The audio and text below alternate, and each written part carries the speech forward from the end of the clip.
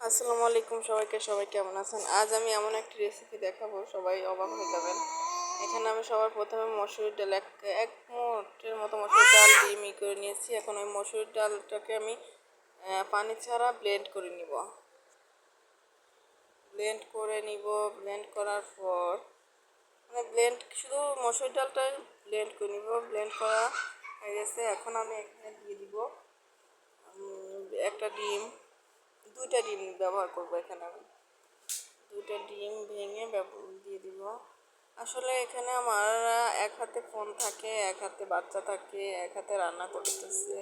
এখানে আমি একটু মিস্টেক করে ফেলি, আমার হাতের উপরে থাবা দেয়, দেন এটা পড়ে যায়। তো এটা কেউ মাইন্ডে নেবেন না প্লিজ। সবাই আমার একটু ক্ষমার দৃষ্টিতে দেখবেন। এটাকে ক্ষমাসুলভ দৃষ্টিতে দেখবেন। ভুল তো মানুষই করে, তো এটা এটাকে ক্ষমা করিয়েন। দেন এখানে আমি দিয়ে দিব একটা পেঁয়াজ এবং মরিচ কুচি। পেঁয়াজ আর মরিচটা দেওয়া হয়ে গেলে আমি এখন এখানে দিয়ে দিব নুন আর হলুদ দিয়ে সুন্দর করে মেখে নিব। নুন আর হলুদ দিয়ে সুন্দর করে মেখে নিব ডিমগুলোকে।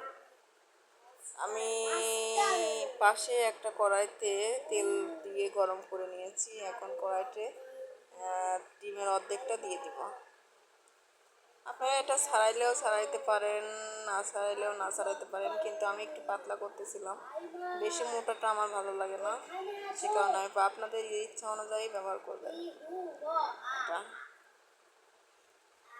এমনি এটা অনেক মোটা হবে, যেহেতু এখানে ডাল ব্যবহার করা।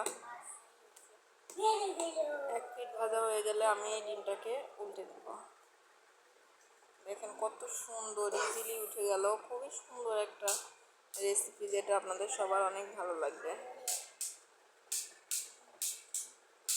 অনেকে ভাবেন কি করব, কি হবে, কি রান্না নিয়ে মেয়েরা অনেক টেনশনে থাকে। তো খুব ইজিলি এটা করে নিতে পারেন। খুবই সহজ একটা রেসিপি এবং খুবই ইউনিক একটা রেসিপি। এটা ডিমটা ভেজে তুলে নিলাম। এবার আমি বাকিটা দিয়ে দিব। বাকিটা দিয়ে ডিমটা ভেজে নিলাম। ডিম ডালের পেস্টটা সুন্দর করে ভাজা হয়ে গেছে প্রায়। এটা উল্টে নিলে এটা হইতে 1 মিনিট মতো সময় লাগে। 1 মিনিট মতো সময় লাগে। এই তো ডিম এটা ভাজা শেষ। আমি এখন এটাকে উঠিয়ে নিব। এবার আমি এখানে দিয়ে দিব পেঁয়াজ এবং মরিচ কুচি। কুচিটা দিয়ে দিব। এগুলো সুন্দর করে একটু ভেজে নিব।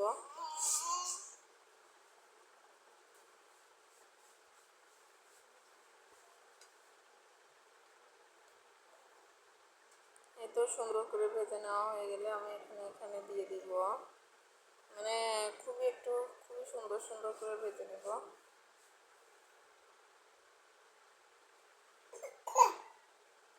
এবার আমি এখানে দিয়ে দিব 2 টেবিল চামচ শুকনো মরিচ বাটা। যেহেতু আমি এখানে কাঁচা মরিচ ব্যবহার করেছি, এই শুকনো মরিচটা জাস্ট আমি কালারের জন্য দিয়েছি।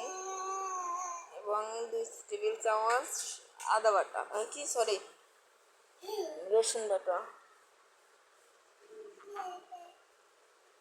খুবই ঘরোয়া। এটা আমি ভিডিও করার জন্য রান্না করি না, রেসিপি বানাই না। জাস্ট আমি খাই যেটা, সেটা আপনাদেরকে দেখাই। এখন আমি উপর থেকে একটু পানি ব্যবহার করে দিব, যেহেতু আমি শুকনো মশলাগুলো দিলে মশলাগুলো পুড়ে না যায়।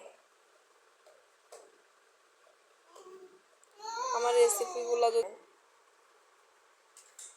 লাইক, কমেন্ট এবং শেয়ার করে সাথেই থাকবেন। এখন আমি এখানে দিয়ে দিলাম হলুদ গুঁড়া 1 টেবিল চামচ।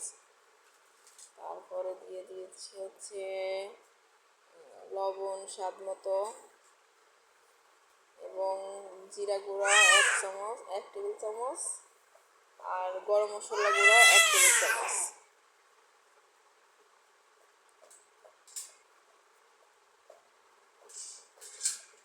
এতো দিয়ে মশলাগুলোকে খুব সুন্দর করে কষিয়ে নেব।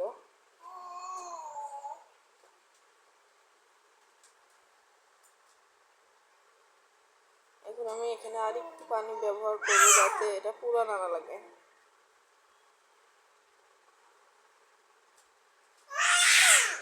মশলাটাকে সুন্দর করে কষানো হয়ে গেলে আমি এখন এখানে পানি ব্যবহার করে দিব, একবারে ঝোল দিয়ে দিব, একবারে ঝোল দিয়ে দিব, পর্যাপ্ত পরিমাণে ঝোল দিয়ে দিব।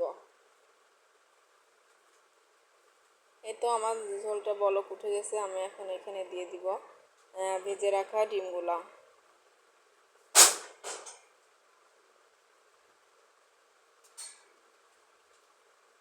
ডিমগুলো দিয়ে বলক তুলে নিয়ে রেডি হয়ে যাবে আমাদের ডিম এবং মসুর ডালের রেসিপি। আমি এখন এখান থেকে উপর থেকে একটু জিরা এবং গরম মশলা গুঁড়া দিয়ে দিব।